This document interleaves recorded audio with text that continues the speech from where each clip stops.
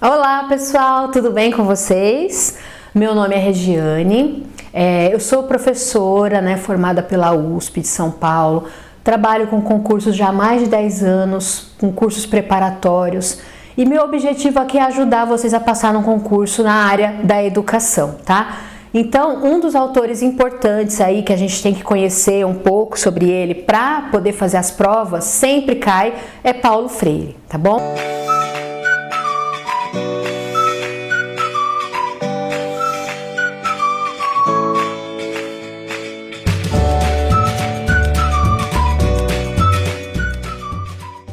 E aí a gente vai falar um pouquinho sobre ele hoje.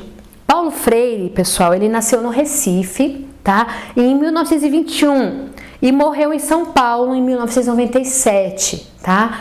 Ele foi um educador e um filósofo brasileiro muito importante aí para a educação, tá? Ele é reconhecido internacionalmente, apesar de ter aí pessoas atualmente que falam de forma equivocada, com relação a Paulo Freire, não conhecem sua obra. Ele tem um reconhecimento muito importante fora do Brasil e no Brasil também, tanto que ele foi colocado como patrono da educação brasileira. Aqui a gente tem algumas coisas sobre a vida de Paulo Freire que eu acho importante a gente saber. Ele teve o tempo de Recife, E aí aqui algumas falas do próprio Paulo Freire. Ele fala assim, fui alfabetizado no chão do quintal de minha casa, à sombra das mangueiras, com palavras do meu mundo, não do mundo maior dos meus pais. O chão foi meu quadro negro, gravetos o meu giz.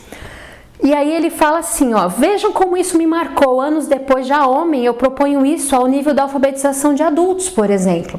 A gente vai ter um outro vídeo que eu vou fazer sobre a alfabetização dele, sobre o método Paulo Freire, Mas a gente sabe que ele teve um papel importante aí na alfabetização de adultos e ele conta que essa trajetória dele como alfabetizador tem a ver com a história dele, que ele foi alfabetizado com palavras do mundo dele, no chão lá no quintal da casa dele.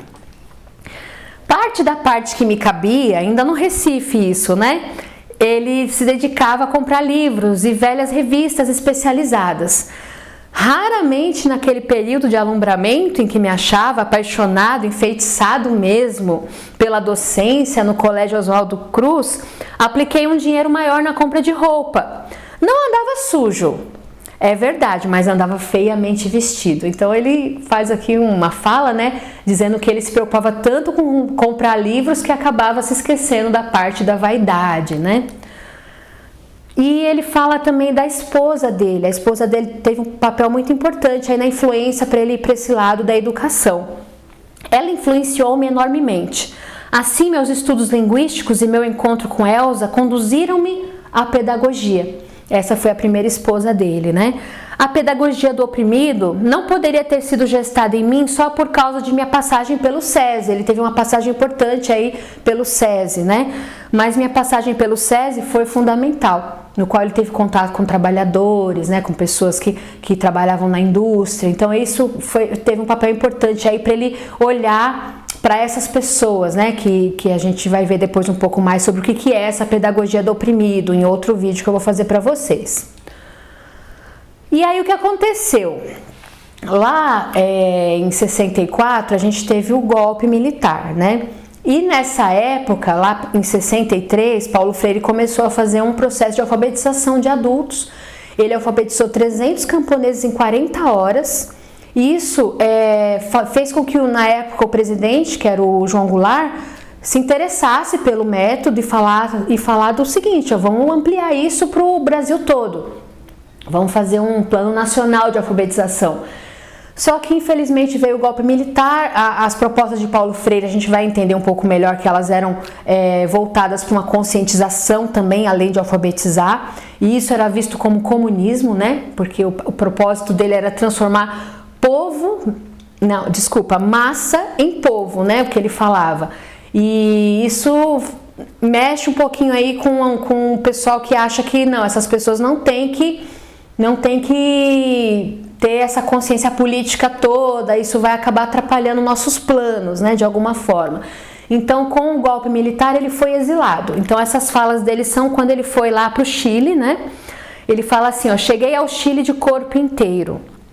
paixão, saudade, tristeza, esperança, desejo, sonhos rasgados, mas não desfeitos, ofensas, saberes acumulados nas tramas inúmeras vividas, disponibilidade à vida, temores, receios, dúvidas, vontade de viver e de amar, esperança sobretudo. A fala dele quando ele chegou ao Chile, né, que ele foi exilado.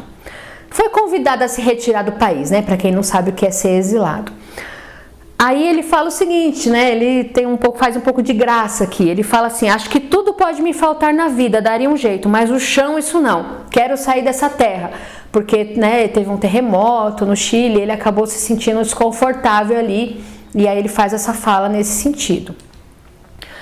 Ele fala também que ele foi para outros países, né, depois disso, ele passou por diversos países durante esse exílio. Ele foi lá para as margens do Lago Lema, onde não há terremotos, teria uma sala com secretária, biblioteca da instituição, uma digna ajuda de custos e tempo para estudar e aprofundar suas ideias. Então ali ele foi recebido como um intelectual, né, importante, que estaria gestando ideias importantes aí para a educação. Jamais em toda a minha vida me senti tão livre, essa fala dele, né, quanto no período em que eu trabalhei no Conselho Mundial das Igrejas. E deve-se convir que eu trabalhei em muitos outros lugares, né? Então ele se sentiu livre para poder agir, para poder trabalhar e difundir as suas ideias. É difícil viver no exílio, esperar a carta que se extraviou, notícias do fato que não se deu, esperar às vezes gente certa que chega, às vezes ir ao aeroporto, simplesmente esperar, como se o verbo fosse intransitivo. Então aqui uma fala mais assim, né, de um sentimento, né, que dá nessas pessoas que são exiladas. E ele volta para São Paulo, né? Em São Paulo ele foi, inclusive, secretário da Educação durante um período, né? Na gestão da Luiz Erundina. Fez um trabalho importantíssimo aí na Secretaria de Educação de São Paulo. E ele fala da esposa da Elza, né? Que morreu. Amei durante 42 anos intensamente. Elza morreu e eu não matei Elza dentro de mim, mas optei pela vida. É a única forma de viver e ser leal a Elza. Eu tive a coragem de casar, de amar outra vez. Vivi momentos de culpa ao olhar uma rosa bonita. Amando essa outra mulher, encontrei o mundo.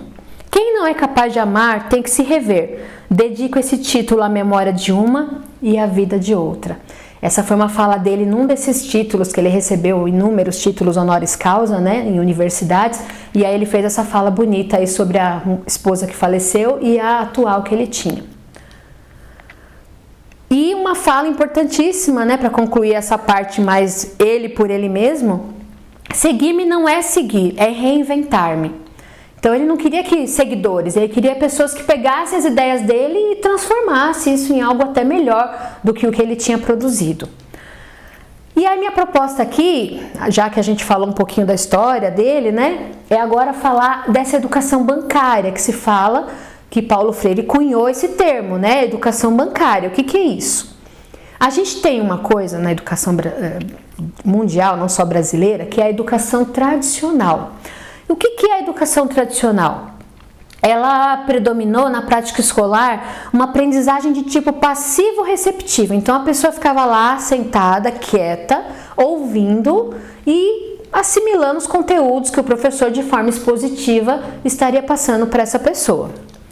Aprender nesse sistema tradicional basicamente é memorizar. Tem a capacidade de memorização, então você consegue aprender. A compreensão desempenha um papel reduzido, não se tem uma preocupação tão grande. Você compreendeu? Não, você memorizou? Porque lá na prova eu vou pedir. E você tem que colocar exatamente o que eu pedi, do jeito que eu expliquei, com as palavras que eu falei. Então a memorização tem um papel mais importante do que a compreensão. E aí, nesse tipo de educação, a concepção de ser humano, gente, é semelhante a um pedaço de argila que pode ser moldado de acordo com aquilo que o professor acha, né, que o sistema acha, a educação acha que a pessoa tem que ser, o tipo de pessoa que ela tem que ser. Para a gente ter um exemplo, não sei se vocês já assistiram, mas um filme Sociedade dos Poetas Mortos, é um filme muito importante, né? E ele é com Robin Williams, ele mostra aí o sistema tradicional de ensino, né? Que esse professor, o Robin Williams, ele chega como professor dessa escola e subverte, né, esse sistema tradicional, mas ali é mostrado de forma bem clara como funciona esse sistema, né, de decoreba que a gente acaba vendo aí em músicas como o do Gabriel Pensador, né? O Gabriel Pensador tem uma música chamada Estudo Errado. Depois vocês dão uma olhada e a letra toda ela descreve essa educação tradicional que eu tô falando aqui.